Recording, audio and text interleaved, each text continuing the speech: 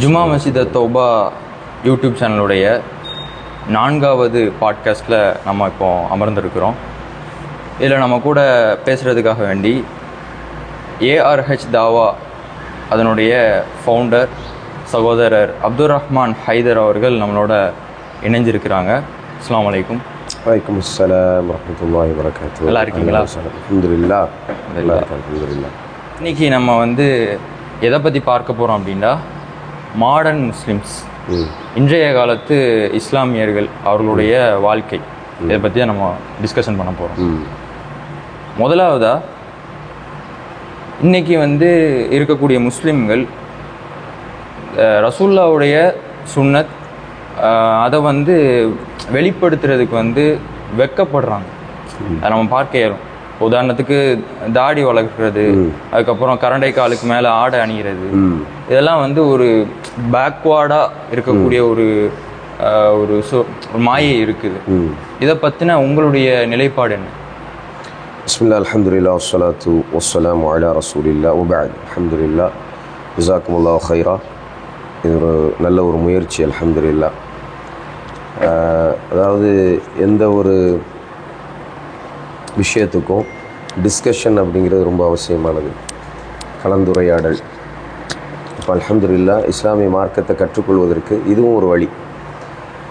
கல்வியாளர்களை, உலமாக்களை, சமூகத்தில் நல்ல விஷயங்களை விதைச்சிட்ருக்கிறவங்கள நாம் அழைத்து அவர்களுடைய கருத்துக்களை கேட்பது, அதன் வழியாக ஒரு நல்ல மாற்றத்தை உருவாக்குறது நினைக்கிறது நல்ல விஷயம். அல்ஹம்துலில்லாஹ், பாரக்கல்லாஹு ஃபீக். அதாவது இந்த மாடர்ன் முஸ்லிம்ஸ், நவீன இஸ்லாமியர்கள் அப்படிங்கிற அந்த டேர்ம் இருக்குல்ல, இந்த டேர்மை தப்பான டேர்ம். இஸ்லாத்தில் மாடர்னிசம் கிடையாது. இஸ்லாம் ஒரு ட்ரெடிஷனை சொல்லுது, ஒரு வாழ்க்கை முறையை சொல்லுது. அந்த வாழ்க்கை முறை எல்லா காலத்துக்கும் சூட் ஆகக்கூடிய வாழ்க்கை முறை. நாம் நவீனத்துவம் படுத்தணும், இஸ்லாத்தில் இருக்கக்கூடிய விஷயங்களை இன்றைய காலத்துக்கு பொறுத்த மாதிரியான மாற்றங்களை ஏற்படுத்தணும் அப்படிங்கக்கூடிய கான்செப்டுக்கு பேர் தான் மாடர்ன் இஸ்லாம். அந்த நவீனத்துவப்படுத்துதல் அப்படிங்கிறதே இஸ்லாத்துக்கு எதிரானது. அப்படி நம்ம பண்ண முடியாது. ஏன்னா குர்ஆன் அப்படிங்கிறது அல்லாஹ் சுப்ஹானஹு வ தஆலாவினால் இறக்கப்பட்ட வேதம். அதில் எந்த ஒரு மாற்றங்களையும் ஏற்படுத்த முடியாது. அதுபோல் ரசூலுல்லாஹி ஸல்லல்லாஹு அலைஹி வஸல்லம் சுன்னாவும் அல்லாஹ் சுப்ஹானஹு வ தஆலாவுடைய வஹி, அதுலேயும் மாற்றத்தை ஏற்படுத்த முடியாது. அப்படி இருக்கும் பொழுது அதில் இருக்கக்கூடிய காரியங்களை அல்லது அதில் இருக்கக்கூடிய கட்டளைகளை நாம் எடுத்து நடப்போம் என்றால் நாம் முஸ்லீம்கள். இல்லை அது எங்களால் முடியல, நாங்கள் எடுத்து நடக்க மாட்டோம் அப்படிங்கிற ஒரு நிலைப்பாடுக்கு நம்ம வந்துட்டோம்னு சொன்னால், அந்த இஸ்லாம் அப்படிங்கக்கூடிய அந்த ஹுதூத், அந்த எல்லையிலிருந்து நம்ம மாறின்னு யோசிக்கிறோம். அதுதான் அதனுடைய விஷயம். இப்போ தாடி அப்படிங்கிறது நீங்கள் கேட்டீங்க இல்லையா, அவுஃபுல் லிஹான்னு சொல்கிறாங்க, தாடியை வளர விடுங்கன்னு சொல்கிறாங்க. நபி ஸல்லல்லாஹு அலைஹி வஸல்லம் ஒரு காலகட்டத்துக்கு மட்டும் தாடியை வளர விடுங்க, அடுத்து தாடி நீங்கள் ஷேவ் பண்ணிடுங்கன்னு சொல்லலை. இன்றைக்கி இந்த உம்மத்தில் பெரும்பான்மையான மக்கள் ரசூலுல்லாஹி ஸல்லல்லாஹு அலைஹி வஸல்லத்தை விரும்பக்கூடியவர்களாக இருக்கிறோம் இல்லையா? அட்லீஸ்ட் வெளிப்படுத்துகிறோம், நாங்கள் விரும்புகிறோம், நேசிக்கிறோம். இப்போ ரசூலுல்லாஹி ஸல்லல்லாஹு அலைஹி வஸல்லம் அவங்களுக்கு எதிரான ஏதாவது ஒரு விஷயம் வந்துச்சுன்னு சொன்னால் போராட்டம் பண்ணுறோம், ஆர்ப்பாட்டம் பண்ணுறோம், நம்மளுடைய எதிர்ப்பை தெரிவிக்கிறோம். ஆனால் நபி ஸல்லல்லாஹு அலைஹி வஸல்லம் அவங்களுடைய கட்டளைகள்னு வரும்பொழுது, மா யன்துகு அனில் ஹவா இன் ஹுவ இல்லா வஹீன் யூஹா, ரசூலுல்லாஹி ஸல்லல்லாஹு அலைஹி வஸல்லம் அவங்களுடைய கட்டளை என்பது வஹி அப்படிங்கிறது நமக்கு தெரியும். அந்த கட்டளைன்னு வரும்போது நம்ம எடுத்து நடக்க மாட்டோம். அப்போ இதில் ஒரு ஸ்ட்ரைட் கான்ட்ராடிக்ஷன் இருக்குது, புரியுதா? அப்போ மாடர்ன் இஸ்லாம் அப்படிங்கிறது நமக்கு தெரியாமல் நம்ம உள்ளக்க ஒரு பெரிய டிசீஸ். நம்ம நினச்சிட்டு இருக்கோம் நம்ம ட்ரெடிஷ்னல் முஸ்லீம்னு. ஆனால் இல்லை, இந்த மாதிரியான கட்டளைகள் நிறைவேற்றப்படலைன்னா, குர்ஆனையும் சுன்னாவையும் நம்மளுடைய வாழ்க்கையில் நிறைவேற்றலைன்னா அதற்கு நம்ம சங்கோஜப்படுறோம், கூச்சப்படுறோம். இவங்க என்ன நினைப்பாங்களோ, அவங்க என்ன நினைப்பாங்களோ, இந்த சொசைட்டி எப்படி நம்மளை பார்க்குமோ அப்படின்னு நம்ம கூச்சப்படுறோம்ல. அந்த கூச்சத்தை வர வைக்கிறது தான் அந்த மாடர்ன் இஸ்லாம். இது ஒரு பக்கம். இன்னொரு பக்கம் ஒன்று இருக்குது, மாடர்ன் இஸ்லாத்தை ப்ரமோட் பண்ணக்கூடியவங்க. அதாவது அவங்களுக்கு எப்படியாவது இஸ்லாம் அப்படிங்கிறது ஒன்றுமில்லாமல் ஆயிடணும், இஸ்லாத்தை அழிச்சிடணும், முஸ்லீம்களுடைய வேல்யூஸை இல்லாமல் ஆக்கணும்.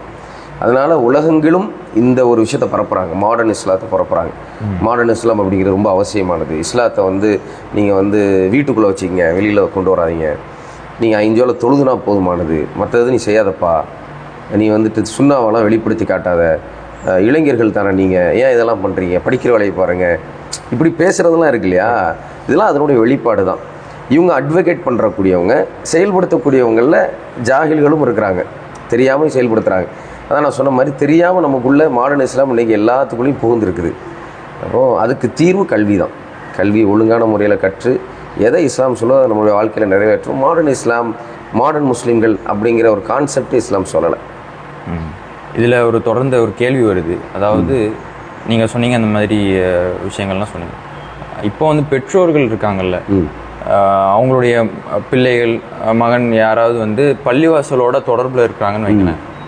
அதை வந்து ஒரு எப்படி சொல்கிறதுன்னா, இப்போ கூட இந்த வயசில் இவன் ஏன் இப்படி இருக்கிறான், இந்த வயசுலேயே இவன் 15 வயசு தான் ஆகுது, இவன் ஏன் இப்படி மோதியாரப்பா மாதிரி பள்ளிவாசலில் இருக்கிறான், அந்த மாதிரி ஒரு வார்த்தைகள் சொல்கிறாங்க. இதுவும் கிட்டத்தட்ட மாடர்னைஸான அந்த பாயிண்ட் ஆஃப் வியூ தான். இஸ்லாமை வந்து இப்போ வந்து ஏன் இப்படி பண்ணிட்டு இருக்கிறான், இந்த வயசுலேயே ஏன் இப்படி பண்ணிட்டு இருக்கிறான், அதுவும் வந்து கிட்டத்தட்ட அது ரிலேட்டடானதானே. ஆமாம், அதான் நான் சொன்ன மாதிரி இந்த இந்த இந்த நவீனத்துவம் அப்படிங்கிறது நமக்கு தெரியாமல் நம்ம உள்ளுக்கு புகுந்த விஷயம். அதாவது செயல்பாடுகளில் நவீனத்துவம், கொள்கையில் கூட நவீனத்துவம் இன்றைக்கி வந்துடுச்சு.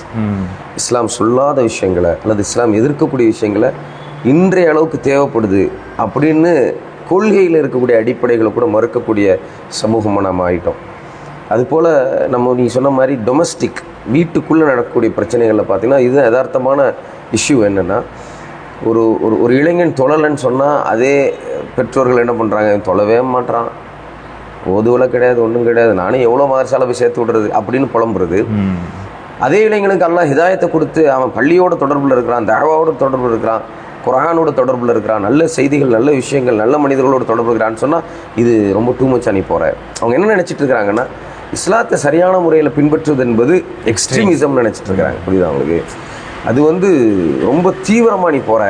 இன்றைக்கி எல்லாம் பார்த்தீங்கன்னா இஸ்லாத்தை தீவிரவாதி மாதிரி காட்டுறான், முஸ்லீம்கள் தாடி வைக்கிறவங்கலாம் தீவிரவாதியை காட்டுறான், பயமாக இருக்குது எனக்கு, நீனும் ஜெயிலுக்கு போயிடுறியோ, நீனும் அங்கே போயிடுறியோ.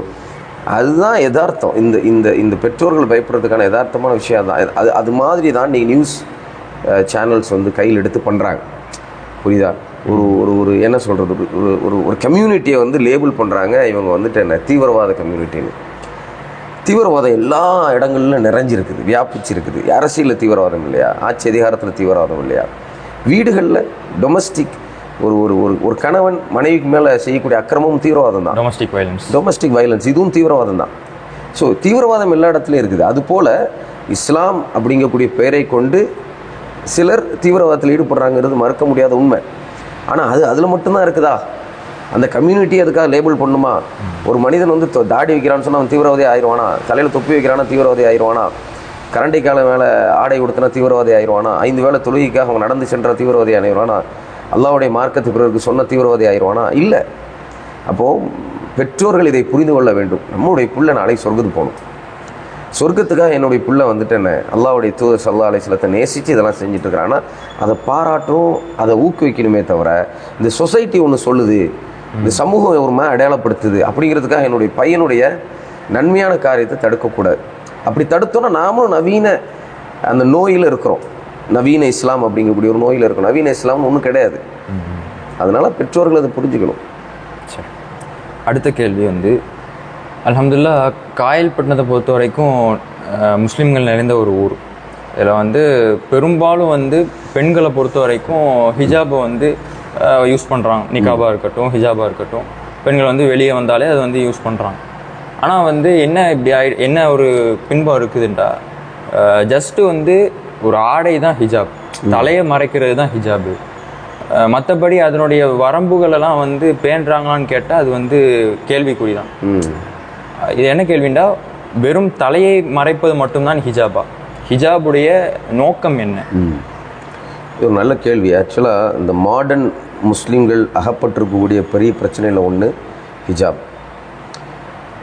ஹிஜாபை வந்து சில இடங்களில் பார்த்தீங்கன்னா தலையை மட்டும் மறைச்சிருப்பாங்க, முடியை மட்டும் மறைச்சிருப்பாங்க. ஆனால் பார்த்தா டிஷர்ட் ஜீன்ஸ் போட்டிருப்பாங்க.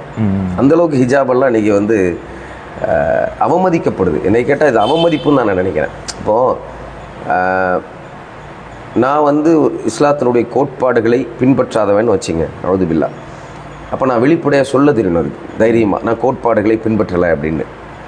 நான் எப்படி இருக்கக்கூடாதுன்னா நிஃபாக்கு தன்மையோடு இருக்கக்கூடாது. கோட்பாடுகளை பின்பற்றேன், நான் என் இஷ்டத்துக்கு பின்பற்றுவேன். முனாஃபிக் மாதிரி இருக்கு. கோட்பாடுகளை பின்பற்றேன், அல்லாஹ்வுடைய தூதர் சொல்கிறதெல்லாம் பின்பற்ற முடியாது. சமூகம் என்ன சொல்லுதோ அதான் பின்பற்ற முடியும். அதே மாதிரி என்னால் பல பேருக்கு மோசடி வருது, நாசம் வருது, தப்பானதை ஃபாலோ பண்ணுறாங்கன்னு தெரிஞ்சே செய்கிறது. ஹிஜாப் ஒன் ஆஃப் த அந்த டூல் தான். அந்த ஹிஜாபுனுடைய அடிப்படை நோக்கம் என்னன்னா ஒலா யுபுதீன ஜீனத்துகும், இதுதான் அடிப்படை. உங்களுடைய ஜீனத்துகளை வெளிப்படுத்தாதீங்க. அல்லாஹ் சுப்ஹானஹு வ தஆலா தெளிவாக சொல்கிறான், ஜீனத்தை வெளிப்படுத்தாது.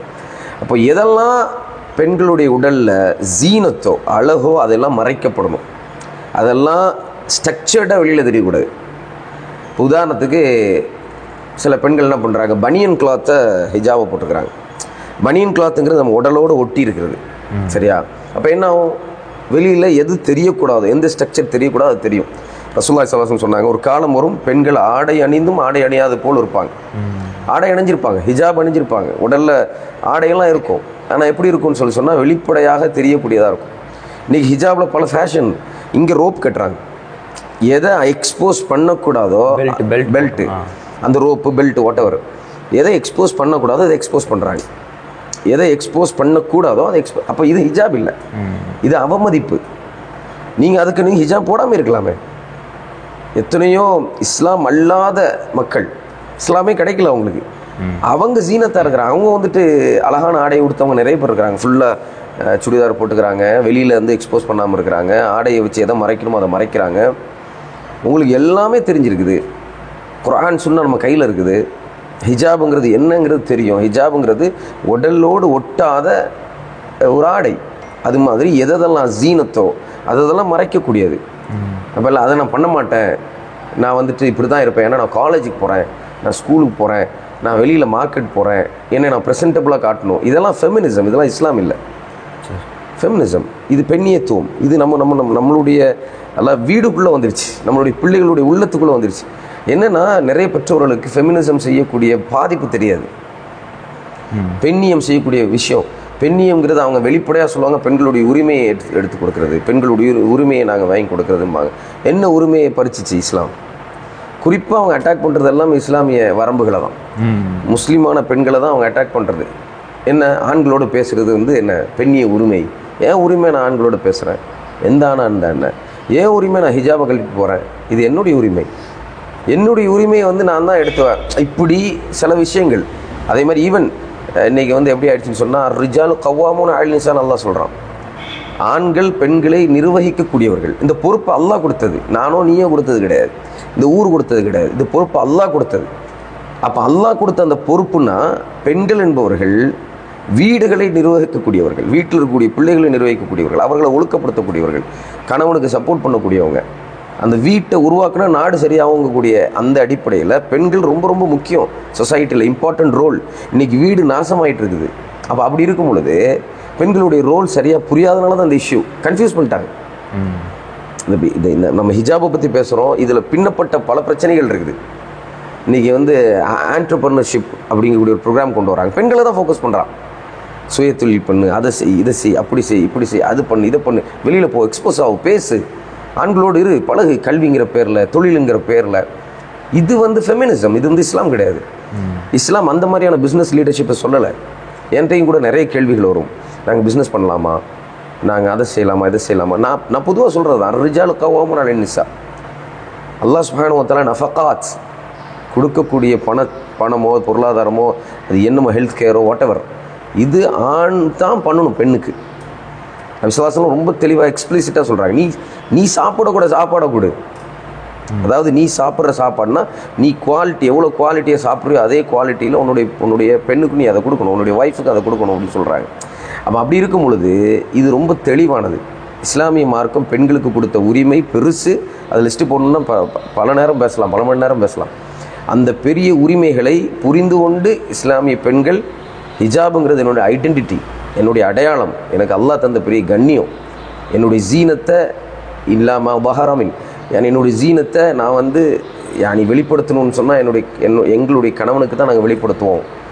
அந்நிய ஆணுக்கு பார்க்குறதுக்கு நாங்கள் ஒன்றும் என்ன சொல்கிறது, பப்ளிக் பூத் கிடையாது, அல்லது பப்ளிக் அட்வர்டைஸ்மெண்ட் பேனல் கிடையாது. நாங்கள் பார்த்துட்டு போகிறதுக்கு அப்படி அல்ல. நாங்கள் கண்ணியப்படுத்தப்பட்டிருக்கிறோம், நாங்கள் கண்ணியமாக தான் வாழ்வோம். அப்படிங்கிறதுல முஸ்லீம் பெண்கள் ரொம்ப ரொம்ப உறுதியாக இருக்கணும். அப்படி உறுதியாக தலை நிமிர்ந்து நடக்கக்கூடிய ஒரு சமூகத்தை அவங்க உருவாக்கிட்டாங்கன்னா, ஹிஜாபை பேணக்கூடியவர்கள் வந்துட்டாங்கன்னா, மகரத்தை பேணக்கூடியவங்க வந்துட்டாங்கன்னா, ஒன்றும் இல்லை, மகரமான ஆண்கள்கிட்ட தான் நான் பேசுவேன். அவர் வந்து பால் போட வந்தாலும் சரி, பேப்பர் போட வந்தாலும் சரி, எந்த பிஸ்னஸ் மகரமான ஆள்கிட்ட தான் நான் பேசுவேன். தேவைப்படுறதை தவிர வேறு எதுவும் நான் பேச மாட்டேன். அதில் உறுதியாக இருந்துட்டாங்கன்னா, அதே மாதிரி ஹிஜாபை பேணி உறுதியாக இருந்துட்டாங்கன்னா, ஒரு பாதி பிரச்சனையை நம்ம வந்துட்டு நம்ம சமூகத்திலேருந்து பாதுகாக்க முடியும். ஏன்னா பெண்களுடைய ஃபித்னா பெரிய ஃபித்னா. ஸோ அதனால் இன்ஷா அல்லாஹ் தஆலா இதுலேயும் மாடர்னிசம் கலந்துருக்குது. நீங்கள் சொன்ன மாதிரி, எக்ஸாக்டாக சொன்ன மாதிரி, ஹிஜாபை நாம் வந்து சரியாக புரிஞ்சுக்கிட்டோன்னாவே ஒரு மிகப்பெரும் புரட்சி தான். ஆனால் புரிஞ்சவங்க இருக்கிறாங்களா கிட்டே இருக்கிறாங்க, அல்ஹம்துலில்லாஹ். அதுவும் காயல்பட்டினம் மாதிரியான ஊர்களில் எனக்கு தெரிஞ்சு அல்ஹம்துலில்லாஹ் ஹிஜாபை ஓரளவு நல்லா பின்பற்றிட்டு இருக்கக்கூடிய ஊருன்னு பார்த்தீங்கன்னா காயல்பட்டினம் மாதிரியான ஊர்கள். காயல்பட்டினம் மாதிரியான முஸ்லீம்கள் அடர்த்தியாக வாழக்கூடிய ஊர்களில் சில ஊர்கள் எப்படி இருக்கிறாங்கன்னா, அல்ஹம்துலில்லாஹ் கொள்கை குழப்பங்கள் இருந்தாலும் இந்த ஒழுக்கம் ரீதியான விஷயங்களில் அல்லாஹ் சுப்ஹானஹு வ தஆலா சொன்ன அந்த ஆடை ஒழுங்கு, இந்த மாதிரியான விஷயங்களில் அல்ஹம்துலில்லாஹ் நமது ஊர் வந்து சிறந்து விளங்குது. அல்ஹம்துலில்லாஹ். அடுத்த கேள்வி என்னதுண்டா, இன்றைக்கி வந்து சோஷியல் மீடியாஸ் இருக்குல்ல, யூடியூபாக இருக்கட்டும், இன்ஸ்டாகிராமாக இருக்கட்டும், மார்க்கத்தை வந்து கற்றுக்கிறதுக்கு வந்து நிறைய வாய்ப்புகள் இருக்குது. உதாரணத்துக்கு இப்போ யூடியூப்பில் வீடியோஸ் போடுறாங்க, பயான் வீடியோஸ் போடுறாங்க, நமக்கு ஒரு இல்மு கிடைக்கிது அதில். ஆனால் இப்போ என்ன ஆயிடுச்சுன்னா, பார்க்கக்கூடிய நபர்களும் வந்து அந்த வீடியோஸை பார்த்துட்டு நம்மளும் வந்து யூடியூப் சேனலை ஆரம்பித்து இஸ்லாமை ப்ரொமோட் பண்ணலாம் அப்படின்னு சொல்லி வராங்க. ஆனால் காலப்போக்கில் என்ன ஆகுதுன்னா, அவங்களே சுய ஃபத்வாக்கள் கொடுக்க ஆரம்பிச்சிடறாங்க. அது வந்து மார்க் அடிப்படையில் இருக்குதா இல்லையா அதெல்லாம் வந்து பார்க்க மாட்டேங்கிறாங்க. எந்த உலமா சொன்னாங்க, எந்த குர்ஆன் ஹதீஸில் ரெஃபரன்ஸ் காட்டுறாங்க, அதெல்லாம் அவங்க பார்க்குறது இல்லை. இது வந்து சரியான ஒருத்தர் கேள்வி கேட்குற டிஎம் பண்ணுறாரு, உடனே வந்து அவங்க வந்து ஓன் ஃபத்வாவை கொடுக்க ஆரம்பிச்சிடறாங்க. இதை பற்றின உங்களுடைய கருத்து என்ன? அதாவது கல்வியை பொறுத்த வரைக்கும் இஸ்லாத்தினுடைய அடிப்படை அது. இக்ரா பிஸ்மி ரப்பிக்கல் லதீ ஹலக். அல்லாஹ் சுப்ஹானஹு வ தஆலா இறக்கிய முதலாவது வசனமே கல்வியை பற்றி தான். அல்லாஹ் சுப்ஹானஹு வ தஆலாவுக்கு பிடிக்காத ஒன்று என்னன்னு சொன்னால், நாம் அறியாத ஒன்றை, நாம் செயல்படுத்தாத ஒன்றை பிறருக்கு சொல்வது. அப்போது அப்படியான ஒரு கல்வியில் கட்டமைக்கப்பட்ட மார்க்கத்தில் கல்வி இல்லாமல் பேசுவதோ, கல்வி இல்லாமல் அமல் செய்வதோ, கல்வி இல்லாமல் தாவா செய்வதோ தப்பு. அதில் எந்த மாற்று கருத்தும் இல்லை. இப்போது உதாரணத்துக்கு ஒரு மனிதனுக்கு ஹுத்பத்துல் ஹாஜாவே தெரியாது, சூரத்துல் ஃபாத்திஹாவை சரியாக ஓத தெரியாது, குர்ஆனோட எந்த தொடர்பும் இல்லை, குர்ஆன் சொல்லக்கூடிய வாழ்க்கை முறை பற்றி தெரியாது, ஒன்றுமே தெரியாது. ஆனால் தாவா பண்ணுறதுக்கு ஆர்வம் இருக்குது, மக்கள்கிட்ட போய் பேசுவதுக்கு ஆர்வம் இருக்குது. காரணம் அவருக்கு பேச்சு திறமை இருக்கலாம், அல்லது பொட்டென்ஷியலி அவர் வந்து வேறு ஏதாவது ஸ்கூல்ஸ்லேருந்து காலேஜ்லேருந்து பேச்சு போட்டிலாம் பேசி பழகிருக்கலாம். இப்போ கொஞ்ச நாள் அவர் என்ன தாவாவில் ஈடுபட்டிருக்கலாம், ஸ்ட்ரீட் தாவா அது இதுன்னு ஈடுபட்டிருக்கலாம். அவருக்கு உடனே ஆர்வம் வந்துடும், எப்போயே அதை நான் கொண்டு போய் சேர்க்கணும். அந்த ஆர்வம் வந்து அல்ஹம்துலில்லாஹ் நல்ல விஷயம், அதையே நம்ம மட்டுப்படுத்த முடியாது. இப்போ நிறைய பேர் தாவா பண்ணணும் ஆர்வப்படுறாங்கன்னா அது சொசைட்டியில் நல்ல விஷயம். அது தாவாங்கிறது அல்லாஹ் சுப்ஹானஹு வ தஆலா ஒரு குறிப்பிட்ட 4 பேர் கொடுக்கல. இப்போ ஒரு காயல்பட்டினம் இருக்குன்னா காயல்பட்டினத்தில் 2 பேருக்கு தான் தாவா செய்ய உரிமை அல்லாஹ் கொடுத்துருக்காங்க, அப்படிலாம் இல்லை. குல் ஹாதிஹி சபீலி அதுஉ இலல்லாஹ். அல்லாஹ் சுப்ஹானஹு வ தஆலா அலா பஸீரா, தெளிவான ஞானத்தோடு அழையுங்கள்னு அல்லாஹ் சுப்ஹானஹு வ தஆலா சொல்கிறாங்க. அழைப்பு பணி அப்படிங்கிறது ஒரு குறிப்பிட்ட சமூகத்துக்கு கிடையாது. அப்போது அழைப்பு பணியில் ஆர்வங்கிறது அந்த இபாதத்தில் ஆர்வம். அப்போ அந்த இபாதத்தினுடைய ஆர்வத்தை நம்ம மட்டுப்படுத்தக்கூடாது. ஆனால் அதே நேரத்தில் அழைப்பு பணியை எப்படி எடுத்துகிட்டு வரணும், உசூலு தாவான்னு ஒன்று இருக்குது. அழைப்பு பணிக்கான அடிப்படையான கல்வி, யார் தாவா, எது தாவா, யார் தாயி, யார் மதுஉ, அவங்கள பற்றி படிக்கிறது, அந்த கல்வியின் அடிப்படையில் தாவா செய்கிறது. புரியுதா? மஅரிஃபத்துல்லாஹ் ஓ மஅரிஃபத்துர் ரசூல், மஅரிஃபத்து தீனுல் இஸ்லாம், அல்லாஹை பற்றி அறிந்து கொள்ளுதல், அல்லாஹ்வுடைய தூதரை பற்றி அறிந்து கொள்ளுதல், அல்லாஹ்வுடைய மார்க்கத்தினுடைய விழுமு நிலைகளை அறிந்து கொள்ளுதல், எது இஸ்லாம், எது ஈமான், எது இஹ்சான், இந்த அடிப்படையான விஷயங்களில் ஸ்ட்ராங்காகிட்டு தான் நீங்கள் என்ன பண்ணணும், தாவாவில் ஈடுபடணும். இல்லைன்னா என்ன ஆயிரும்னா, பேசும்பொழுது நம்ம ஒரு கண்டென்ட் எடுத்து பேசுகிறோம்னு வச்சுங்களேன், இந்த மாதிரியான எந்த ரெஃபரன்ஸும் இல்லை, எந்த ஸ்ட்ராங் ஃபவுண்டேஷனும் இல்லைன்னா நம்ம பேசிகிட்டே இருக்கும்போது ஈமானுக்கு எதிராக பேசிகிட்டு இருப்போம், அக்கீதாவுக்கு எதிராக பேசிகிட்டு இருப்போம், தப்பானதை விதைச்சிட்டு இருப்போம். ஆனால் நம்ம என்ன நினச்சிட்டு இருப்போம், நம்ம கரெக்டாக தான் நம்ம பண்ணிகிட்ருக்குறோம், இஸ்லாத்துக்கு ஒரு பெரிய ஃபேவர் நம்ம பண்ணிகிட்ருக்கோம், சமூகத்துக்கு ஒரு நல்லதை செஞ்சிட்ருக்குறோம், நீங்கள் நல்லது தான் செஞ்சிட்ருக்கீங்கன்னு நீங்கள் நினைக்கிறீங்க. ஆனால் அந்த அடிப்படை கல்வி இல்லாதனால இப்போ உதாரணத்துக்கு நான் சொல்லணுமா இருந்தால், நான் இடையில கூட ஒரு வீடியோவை பார்த்தேன், கேள்வி வந்த எனக்கு ஒரு கேள்வி ஒரு ஆள் கேட்டாங்க, ஒரு சகோ கேட்டார், அதன் அடிப்படையில் அந்த வீடியோவை பார்த்தேன். அந்த வீடியோவில் எப்படி இருக்குன்னா, பேரடைஸ் இருக்கு இல்லையா, ஜென்னாவை வந்து எப்படி சொல்லி அதை எக்ஸிபிட் பண்ணியிருக்கிறாங்க கிராஃபிக்ஸ் வழியாக. அதே மாதிரி ஜஹன்னத்தை வந்துட்டு எக்ஸிபிட் பண்ணியிருக்கிறாங்க. இப்படி தான் ஜஹன்னம் இருக்கும்.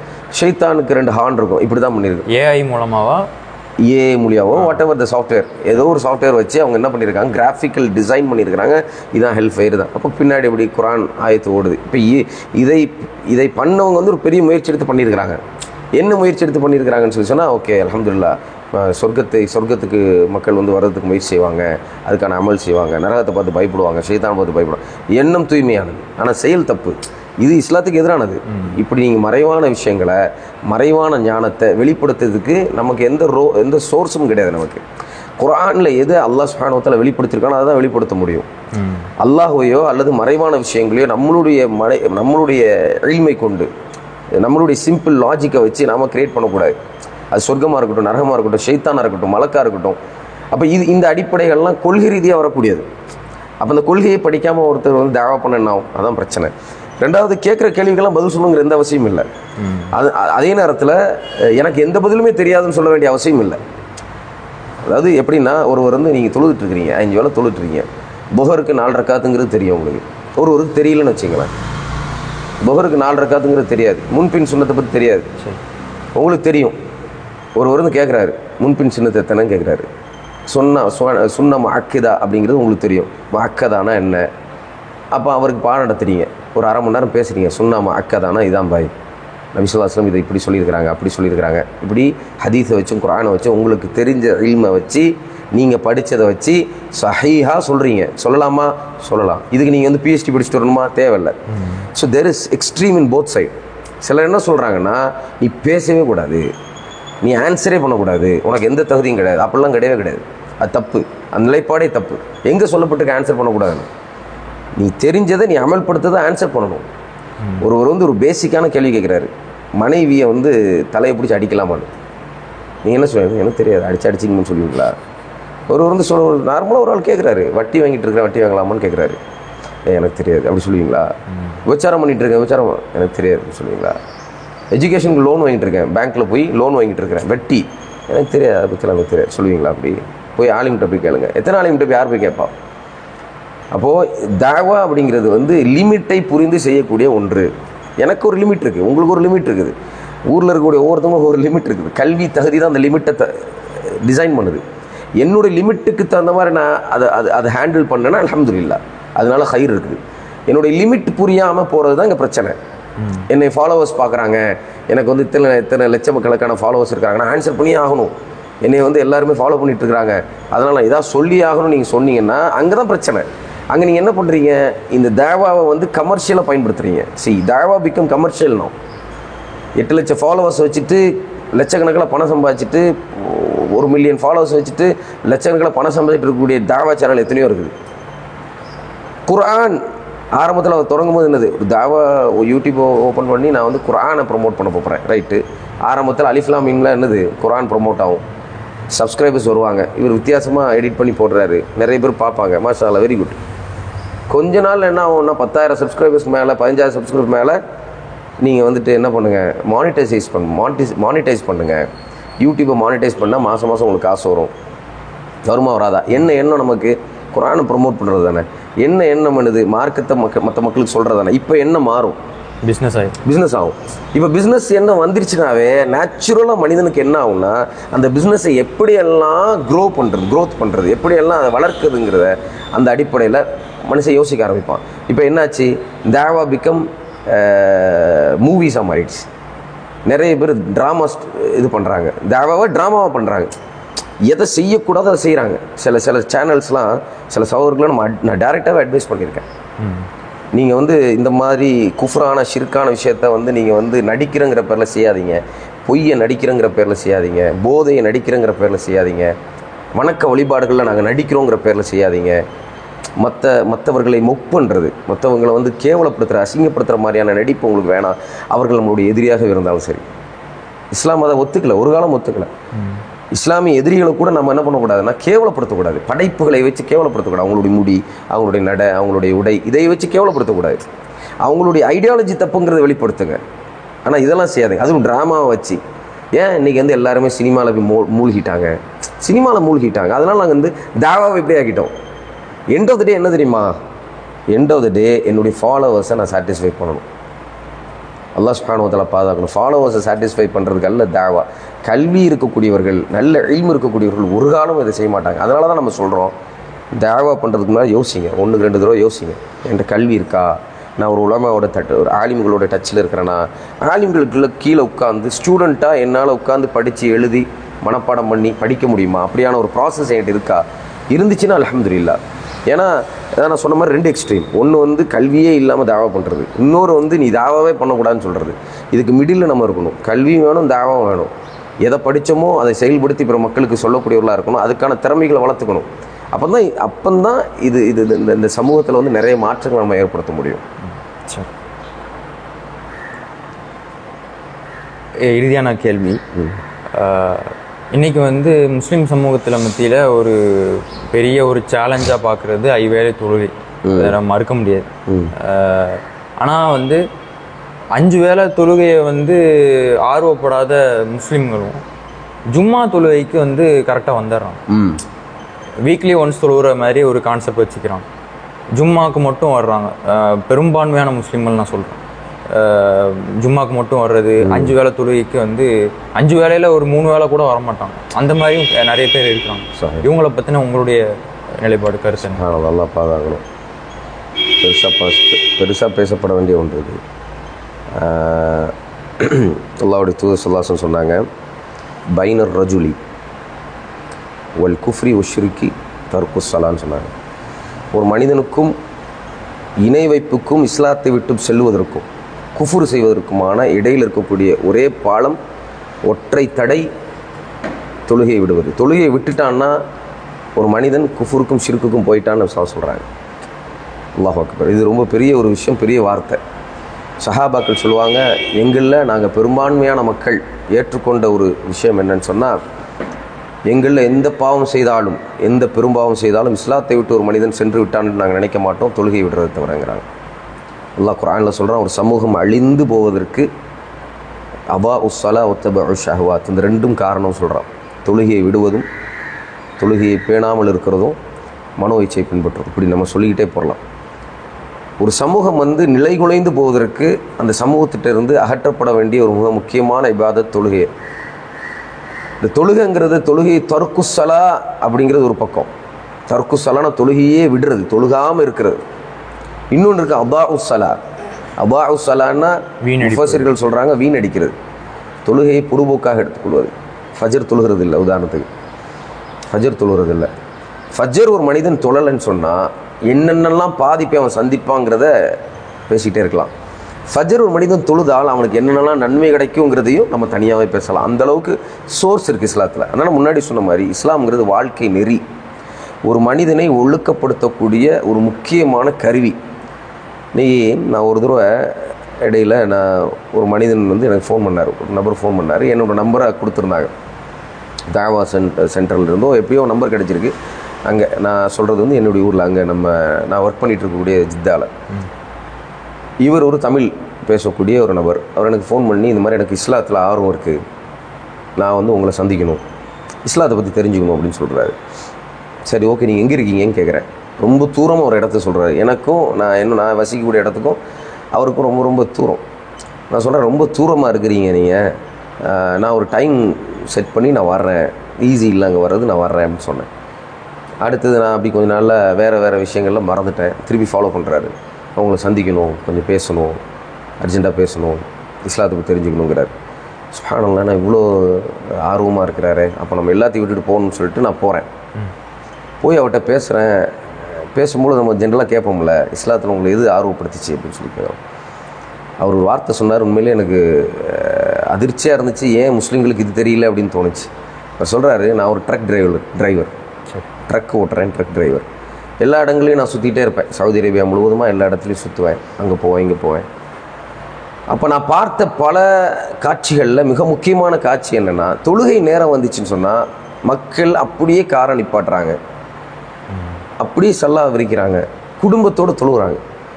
என்னை வந்து இது ஆச்சரியப்படுத்துச்சு. அதே நேரம் வந்துருச்சுன்னா அவங்க வந்து கடவுள் பக்கம் மீள்றாங்களே, நேரம் வந்துச்சுன்னா கடவுளுக்கு நன்றி சொல்கிறாங்களே, இது என்ன மாதிரி என் மார்க்கம் அது, இது என்ன இவ்வளோ அழகாக இருக்குது. நம்மளாம் வந்துட்டு அதுக்குண்டு என்ன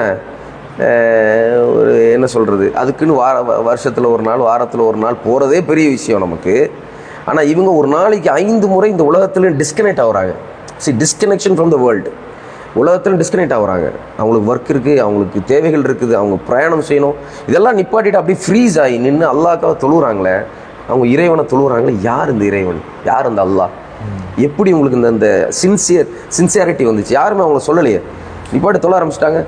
ஒரே ஒரு மாங்கு தான் நினைக்குது, அல்லாஹ் அக்பர் அல்லாஹ் அக்பர் ஷதல்லா இலாஹ இல்லல்லா, அல்லாஹ் மிகப்பெரியவன், அல்லாஹ் மிகப்பெரியவன், அவனை தவிர வணங்கத்தகவன் யாரும் இல்லை, தொழுகையின் பக்கம் வாருங்கள், வெற்றியின் பக்கம் வாருங்கள்னு அழைப்பு கொடுக்குறாங்க. அந்த அழைப்புக்கு உடனே பதில் சொல்கிறாங்களே அப்படின்னு என்ன பண்ணுறாரு, இஸ்லாத்தை படிக்க ஆரம்பிக்கிறார். அப்போது அவர் இஸ்லாத்துக்குள்ளே வந்தது, எவென்ச்சுவலி அவர் இஸ்லாத்துக்குள்ளே வர்றாரு. இஸ்லாத்துக்குள்ளே வந்ததுக்கான மிக முக்கியமான ரீசன் என்னது, தொழுகை. அப்போ தொழுகை அப்படிங்கிறது ஒரு மனிதனை இஸ்லாத்தில் அவர் இருக்கிறாரா இல்லையாங்கிறது டிஃபைன் பண்ணக்கூடிய மிக முக்கியமான இபாதத். ஆனால் சேட்லி நீங்கள் சொன்ன மாதிரி இன்றைக்கி தொழுகை எப்படி நம்ம பார்க்குறோன்னா, டைம் கிடைச்சா நான் தொழுதுக்கிறேன், நானும் தொழாவெல்லாம் கிடையாது, டைம் கிடைச்சா தொழுதுக்கிறேன். எனக்கும் அல்லாவுக்கும் மனசில் தெரியும், என் மனசை அல்லாஹ் புரிஞ்சவனாக இருக்கிறான். நான் தொழக்கூடாதெல்லாம் இல்லைங்க, வேலை என்ன பண்ணுறது, என்னால் கடையை அடிச்சுட்டு வர முடியுமா, ப்ரொடக்ஷனை நிப்பாட்ட முடியுமா, அதை செய்ய முடியுமா, இது செய்ய முடியுமா, பிஸ்னஸ் கண்டினியூட்டி போயிடுது அதனால் நான் இருக்கிறேன், இதெல்லாம் முடிச்சுட்டு வருவேன். அந்த நேரத்தில் எவ்வளோ சம்பாதிச்சோம், ஒரு ஆள் 10,000 ரூபா சம்பாதிக்கிறாரு, ஒரு ஆள் 1000 ரூபா சம்பாதிக்கிறாரு, ஒரு ஆள் 1 கோடி ரூபா சம்பாதிக்கிறாரு, ஒரு ஆள் 1 பில்லியன் சம்பாதிக்கிறாரு. ஒவ்வொருத்தர் வேறு வேறு மாதிரி இருக்கிறாங்க. எல்லாருக்கும் எல்லாம் 1 பில்லியனை கொடுக்கல. அந்த நேரத்தில் வியாபாரமே இல்லாதவங்களுக்கு இருக்காங்க. ஆனால் மேட்டர் ஆஃப் த ஃபேக்ட் என்னென்னா, வியாபாரத்துக்காக தொழுகை விடுவோம், கல்விக்காக தொழுகை விடுவோம், ஸ்கூலுக்கு போகிறோம், அதனால் தொழுகை கிடையாது. இன்றைக்கி நம்ம பேரண்ட்ஸுக்கிட்ட அதை இப்போ விழிப்புணர்வு இருக்கா என்ன, என் பிள்ளை வந்து தொழுதானா 5 வேளை, தொஹர் போயிருக்குமே, அசர் போயிருக்குமே, அப்போ நம்ம கவனிக்க வேணாமா? அந்த தொஹரையும் அசரையும் அவன் தொழாமையே வந்துட்டுருக்கிறான் 12 வரைக்கும். அவனுக்கு எதை நம்ம விதைச்சிட்ருக்குறோம்? இங்கிலீஷ் முக்கியங்க, சிபிஎஸ்சி முக்கியம், இந்த கல்வி முக்கியம், அந்த கல்வி முக்கியம். இதில் வந்து இன்னொரு வகையான பேரண்ட்ஸும் இருக்காங்க. எப்படின்னா, பையன் வந்து ஸ்கூல் போகிறான் அப்படின்டா, இன்னும் ஒரு 2 வருஷம் தான் அவன் கஷ்டப்பட்டு படிக்க போகிறான், அதுக்கப்புறம் மார்க் அடிப்படையில் அவன் வியாபாரம் பண்ணுவான். ஆமாம், அதை வந்து ஒரு ஜஸ்டிஃபை பண்ணுறான். தொழுகையை விடுறத அவங்க வந்து எப்படி சொல்கிறாங்கண்டா, ஒரு 2 வருஷம் அவன் வந்து தம் கட்டிட்டு உட்காந்து படிக்க போகிறான், அதுக்கப்புறம் மார்க்கை பிரச்சாரம் பண்ணுவான், அவனுடைய பிஸ்னஸில் வந்து மார்க் அடிப்படையில் பண்ணுவான். அந்த மாதிரி வந்து நிறைய அதுதான் இதெல்லாம் பிரச்சனை. தொழுகையை வந்து அவங்க எடுத்துக்கலை. தொழுகையை வந்து ஒரு சீரிய மிக முக்கியமான இபாதத்தாக நபி ஸல்லல்லாஹு சொன்னாங்க, தொழும்போது நீங்கள் அல்லாஹ்ட்ட பேசுகிறீங்க. தொழுகிறது சாதாரண விஷயம் இல்லை. இப்போ எனக்கு வந்து எஜுகேஷன் இம்பார்ட்டண்ட்டாக தெரியணும், மாற்றுக்கருத்து இல்லை, அது தனியாகவே பேசலாம். முஸ்லீம்கள் வந்து கல்வியை உருவாக்குனவங்க, முஸ்லீம்களுடைய லிட்ரேச்சரை அழிக்கிறதுக்கு இஸ்லாமிய எதிரிகள் அவங்களோட புத்தகத்தை தூக்கி ஆறுகளில் போட்டு கரைச்சாங்க, எரிச்சாங்க. இந்த மாதிரிலாம் அவ்வளோ இருந்துச்சு. ஈராக்கில் வந்து நமக்கான லிட்ரேச்சர் வந்து உலகத்திலே பெரிய லிட்ரேச்சர். நம்மளுடைய நீங்கள் வந்து நம்மளுடைய பேக்ரவுண்ட் வெரிஃபிகேஷன் சொல்லுவாங்களே, முஸ்லீம்களுடைய பேக்ரவுண்ட் வெரிஃபிகேஷன் நீங்கள் பார்த்தீங்கன்னா, மெடிசன்லேருந்து, ஆர்கிடெக்சர்லேருந்து, கட்டடக்கலையிலேருந்து, எல்லாத்துலேயுமே எல்லா வகையான சிவிலைசேஷன், இஸ்லாமிய சிவிலைசேஷனுங்கிறது மிக ஹெல்த்தியான ஒரு ஆரோக்கியமான கல்வியாளர்களை உருவாக்கின ஒரு விஷயம். கல்வி ரொம்ப முக்கியம். ஆனால் எதன் அடிப்படையில் கல்வி இருக்கணுங்கிறது அதை விட ரொம்ப முக்கியம். ஃபஅலம் அன்னஹு லா இலாஹ இல்லல்லாஹ், அல்லாஹ் சொல்கிறான், லா இலாஹ இல்லல்லாஹுக்கு லா இலாஹ இல்லல்லாஹ் கற்றுக்கொள்ளுங்கள், அதுதான் பேஸ். அல்லாவுக்காக தான் ஒரு வாழ்க்கை, அல்லாவுக்காக தான் தீன், அல்லாவுக்காக தான் கல்வியும் கூட. அந்த கல்வியை நம்ம எப்படி பார்க்கக்கூடாதுன்னு சொன்னால், இதை தனியாக வச்சுருவோம், மார்க்கத்தை தனியாக வச்சுருவோம். இன்றைக்கி அப்படி ஒரு நோய் இருக்கா இல்லையா? மார்க்கத்தை தனியாக வச்சுருவோம், கல்வியை தனியாக வச்சுருவோம். மார்க்கத்தை நம்ம இஷ்டத்துக்கு அப்புறம் பண்ணிக்கலாம், கல்விக்கு வந்து முக்கியத்துவம் கொடுக்க வேண்டியது இருக்குது. அப்படி அல்ல, கல்வி மார்க்கம் ஒன்று தான். இஸ்லாம் வந்து கல்வியை ப்ரொமோட் பண்ணுறதை நம்ம சொல்லிகிட்ருக்குறோம். இப்போ ஒரு ஆள் வந்து பிஇ படிச்சுட்டு எம்இ படிச்சுட்டு ஒரு பெரிய ரிசர்ச்சில் இருக்கிறாரு, அல்ல ஒரு ஆள் வந்து மெடிசனில் வந்து ஒரு பெரிய ரிசர்ச்சில் இருக்கிறாரு, அல்லது வேறு ஏதோ ஒரு டெக்னாலஜியில் வந்து ஒரு பெரிய ரிசர்ச்சில் இருக்கிறாருன்னா அவரை கூப்பிட்டு நாம் வந்து அப்ரிஷியேட் பண்ண வேண்டிய நிலையில் இருக்கிறோம். காரணம், அவர் ரொம்ப முக்கியம் இந்த சமூகத்துக்கு. இந்த சமூகம் வந்து 10வது படிச்சுட்டு கல்ஃபுக்கு போயிடுச்சுல்ல, அப்போ வந்து தான் அந்த பிரச்சனை. இந்த சமூகம் 10வது படிச்சுட்டு 8வது படிச்சுட்டு என்னுடைய வாப்பா அங்கே கல்ஃபில் இருக்கிறாங்க, என்னுடைய சாச்சப்பா கல்ஃபில் இருக்கிறாங்கன்னு போயிடுச்சுல்ல, மாமா கல்ஃபில் இருக்கான்னு போயிடுச்சுல்ல. நீ ஆம்பளையாக பிறந்தாலே நீ வந்து சவுதி அரேபியாவுக்கு வந்து தத்து கொடுக்கப்பட்ட, தானத்துக்கு கொடுக்கப்பட்ட ஒரு ஆள். நீ அங்கே போய் நீ ஒரு மாடர்ன் ஸ்லேவரி பண்ணி தான் ஆகணும். இங்கே வர நல்லா ஜாலியாக இருக்கிற, ஆனால் அங்கே போய்ட்டு நீ அதான் செஞ்சாகணும், வேறு வழி இல்லை. கல்யாணம் நடக்கணும்னா என்ன ஆகும்? கல்யாணம் நடக்கணும்னா, திருமணம் அப்படின்னாலே பையன் எங்கே இருக்கிறான், துபாயில இருந்தால் அவருக்கு ஒரு மவுஸு, சவுதியிலேருந்து அவருக்கு ஒரு மவுஸு, யூகேலேருந்து அவருக்கு ஒரு மவுஸு, யூஎஸ்லேருந்து அவருக்கு ஒரு மவுஸு. இப்படி வெளிநாடுன்னு நம்ம தத்து கொடுத்ததுனால வந்த பிரச்சனை தான் இந்த இஷ்யூ. நமக்கு தொழுகை முக்கியம் இல்லை, எதுவும் முக்கியம் இல்லை. நமக்கு வந்து கல்வி. இவர் வெளிநாட்டில் போயிட்டார்ல, வெளிநாட்டில் போயிட்டு சம்பாதிச்சுட்டு அது பண்ணிட்டார்ல, இப்போ நிறைய காசு இருக்குது, நிறைய பணம் இருக்குது, என்ன பண்ணுறதுன்னு தெரியல. பையனுக்கு ஆங்கிலம் வரணும், எனக்கு ஆங்கிலம் வரல, அதனால் பையனுக்கு ஆங்கிலம் வரணும். சரி, படித்து முடித்த நிறைய பசங்களை பார்க்குறோம்ல, சரிப்பா இந்த மாதிரியான ஒரு சிபிஎஸ்சியில் மாஷாலா படிச்சிருக்கிறீங்க, சிபிஎஸ்சியில் படிக்கிறதுல தப்பு இல்லை, நம்மளே ப்ரொமோட் பண்ணுறோங்கிறேன். நான் தான் சொல்கிறேன், எனக்கு இன்னொரு பக்கம் இருக்குது, நான் இதை ப்ரொமோட் பண்ணிகிட்டு இருக்கிறேன். கல்வியாளர்கள் வேணுங்கிறேன், படிக்கணுங்கிறேன். நீங்கள் ரிசர்ச் பண்ணணும், டிபார்ட்மெண்டல் எஜுகேஷன் கண்டிப்பாக வேணும். சும்மா வெறுமனே நான் வந்து 5 வருஷம் அல்லது 3 வருஷம் ஒரு ஆலிம் படிச்சுட்டேன், அல்ல ஹாஃபது முடிச்சிட்டேன், அதோட என் சமூக பணி முடிஞ்சு போச்சு, அப்படி அல்ல. இந்த ஹாஃபில் ஆலிம் வந்துட்டு படிச்சுட்டு கண்ணியமான ஒரு வேலையில் நீங்கள் இருக்கணும், கண்ணியமான பிஸ்னஸ் பண்ணால் தான் இதை நீங்கள் எக்ஸ்பிளிசிட்டே பண்ண முடியும், நீங்கள் இதை நீங்கள் விதைக்கவே முடியும். இல்லைனா நீங்கள் ஒரு நிர்வாகத்துக்கு கீழே இருப்பீங்க, உங்களால் பேச முடியாது, உங்களால் கற்றுக் கொடுக்க முடியாது, உங்களால் எதுவுமே செய்ய முடியாது. இதுவே நீங்களா பணத்தை போட்டிங்கன்னா, நீங்களே ஆக்டிவான தாயாக இருந்தீங்கன்னா உங்களை யாருக்கும் கட்டுப்பட வேண்டிய அவசியம் இல்லை. நீங்கள் என்ன கல்வியை கற்றுக்கொண்டீங்களோ அதை நீங்களே செய்வீங்க, பிற மக்களுக்கும் சொல்லுவீங்க. அப்படியான ஒரு லிவரேஜ், ஒரு ஃப்ரீடம் உங்களுக்கு கிடைக்கும் எப்போன்னா பொருளாதார தேவைகள் அகற்றப்படும் பொழுது. இப்படியான கல்வியாளர்கள் உருவாகணும், தாயி, ஆலிம், ஹாஃபில், அதே போல் டாக்டர். அவர் எல்லாம் இருக்கணும், சயின்டிஸ்டாக இருக்கணும், எல்லாம் இருக்கணும், இன்ஜினியரிங் கிராஜுவேட் முடிச்சிருக்கணும். இன்ஜினியராக அவன் வேலை காசு கொடுக்குறது மட்டும்தான். கல்வி எல்லாம் நீ வந்து இஸ்லாத்தை பற்றி பேச உனக்கு தகுதி இல்லை, இப்படி ஒன்று இருக்கா, ஒரு நோஷன் இருக்கா இல்லையா? அதனால தான் இவர்கள் என்ன பண்ணுறாங்கன்னா, மார்க்கத்தை தூக்கி வைப்பா, நீ மார்க்கத்தை பிடிச்சி என்ன பண்ண போகிற, மார்க்கத்தை போய் பணம் சம்பாதிச்சிருவியா கேட்குறாங்க. அவன் கேட்குற நியாயம் இருக்கா இல்லையா? மார்க்கத்தை போய் 10,000 தருவான், 20,000 தருவான், என்ன பண்ண போகிறா நீ? நீங்கள் பேசி கொஞ்சம் அதிகமாக நீங்கள் ஆர்கியூ பண்ணிங்கன்னா கடைசியில் இங்கே வந்தால் நிற்கும். சரிப்பா மார்க்கங்கிறிய மார்க்கத்தை பிடிச்சி எவ்வளோ சம்பாதிக்க போகிறேன்னு கேட்பாங்க. இது ஒரு ரியல் இஷ்யூ. இதுக்கு நீங்கள் ஃபுல் ஸ்டாப் வைக்கணும்னா மார்க்கத்தையும் தீனையும் இன்றைக்கி இருக்கக்கூடிய துறைசார் கல்வியையும் நீங்கள் சமமாக கொடுக்க வேண்டிய ஒரு நிலையில் ஒரு சூழலில் நம்ம இருக்கிறோம். அப்போ தான் இந்த பேரண்ட்ஸ் மாறுவாங்க. ஓகே, நமக்கு தீன் முக்கியம்ப்பா, நமக்கு தொழுகை முக்கியம். நம்ம இவ்வளோ பேசுகிறோமே, எத்தனை எஜுகேஷனல் இன்ஸ்டிடியூட்டை நம்ம கொண்டு வந்திருக்கிறோம், முஸ்லீம் எஜுகேஷனல் இன்ஸ்டிடியூட். எத்தனை பேர் நார்மலான மக்கள், ஏழைகள், ஒன்றுமே இல்லாதவர்கள், அன்றைக்கு அவங்க வந்து போய் சம்பாதிச்சா தான் காசு இருக்குது, அந்த மாதிரியான மக்கள் எத்தனை பேர் முஸ்லீம்கள் இருக்கிறாங்க. நான் வந்து ஒரு குறிப்பிட்ட ஊரை சொல்லலை, பொதுவாக. அப்போ இவங்களுடைய கல்விக்கு என்ன பதில் இருக்குது? இவங்க அந்த கவர்மெண்ட் அந்த ஸ்கூலுக்கு தான் போகணும், எய்டட் ஸ்கூல்ஸ் தான் போகணும், அவங்க தொலை விட மாட்டாங்க தான். அப்போ என்ன எப்படி கல்வி கிடைக்கும் அவங்களுக்கு? இப்போ இந்த கேள்விக்கு என்னென்ன பதில் இருக்குது நம்மக்கிட்ட? இன்டெலெக்சுவலாக இருக்கக்கூடிய, ஆலிம்களாக இருக்கக்கூடிய, பிஸ்னஸ்மேனாக இருக்கக்கூடிய இவர்களை தானே நாளைக்கு அல்லாஹ் சுப்ஹானஹு வ தஆலா கேள்வி கேட்பான். இவங்களுக்கு நீங்கள் ஒரு இன்ஸ்டிடியூஷன் ஓப்பன் பண்ணியிருந்தீங்கன்னா, ஒரு அல்டர்னேட்டிவ் சோர்ஸை க்ரியேட் பண்ணியிருந்தீங்கன்னா இந்த பிரச்சனையே வந்திருக்காது. இதை நம்ம நீட்டாக டீல் பண்ணலாம். நீ என்ன பிரச்சாரம் செஞ்சாலும் கடைசியில் வந்து நிற்கிறது தான். எங்கே இருக்குது உங்களுடைய எஜுகேஷன் இன்ஸ்டிடியூட்ஸ்? இல்லையே, ஒன்றுமே இல்லையே. ஒரு இன்னைக்கு துளிர் விட்டுட்டு இருக்காங்க, அங்கே துளிர் விட்டுட்டு இருக்குது, விச் இஸ் வெரி குட். இது நம்ம மேலே உள்ள கடமை. இப்படியான இன்ஸ்டிடியூட்ஸ் ஓப்பன் பண்ணப்படணும். நான் இடையில கோயம்புத்தூர் போயிருந்தேன், அங்கே அல்ஹம்துலில்லாஹ் ஒரு இன்ஸ்டிடியூட்டை பார்த்தேன். சரியா,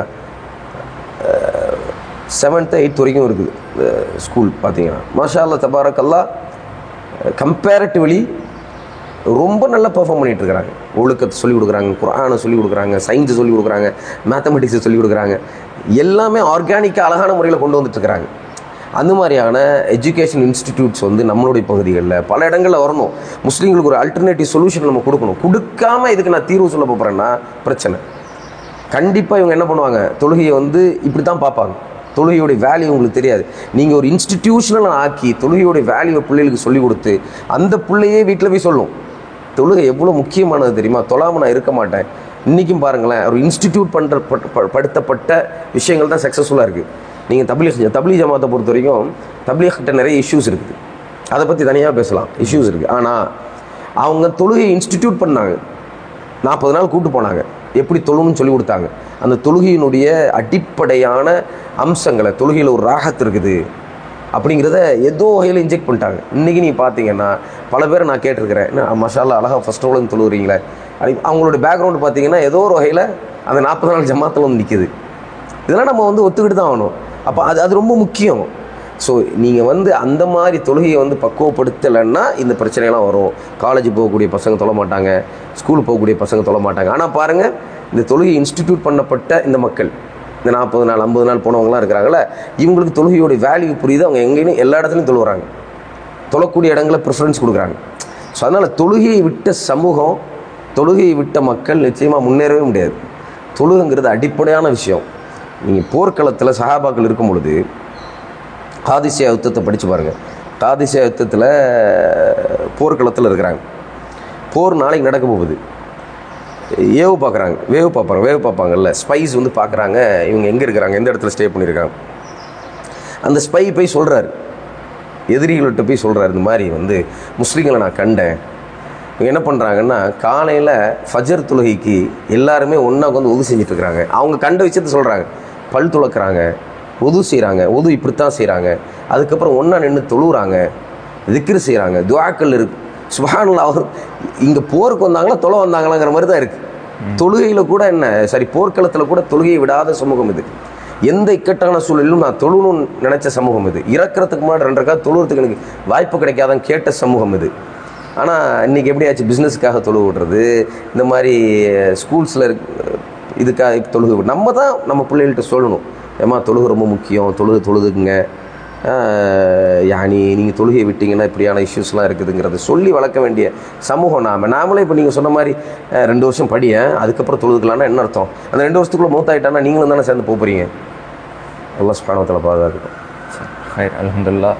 எங்களுடைய எல்லா கேள்விகளுக்கும் அழகிய முறையில் பதில் சொன்னீங்க. ஜஸாக்கல்லாஹு ஹைரா. அல்லாஹ் பாரிக் ஃபீக். அல்லாஹ் பாரிக் ஃபீக். இது போல் இன்னொரு பாட்காஸ்ட்டில் நம்ம இன்ஷா அல்லாஹ் இறைவனுடைய நாட்டத்தில் வந்து இணைவோம். அது வரைக்கும் அஸ்ஸலாமு அலைக்கும் வரஹ்மத்துல்லாஹி. இன்ஷா அல்லாஹ். ஜஸாக்குமுல்லாஹ் ஹைர். வ ஆখির தஅவானா அல்ஹம்துலில்லாஹி ரப்பில் ஆலமீன். சுப்ஹானக்கல்லாஹு வ பிஹம்திக அஷ்ஹது அல்லா இலாஹா இல்லா அன்த அஸ்தக்ஃபிருக வ அத்தூபு இலைக். அஸ்ஸலாமு அலைக்கும்.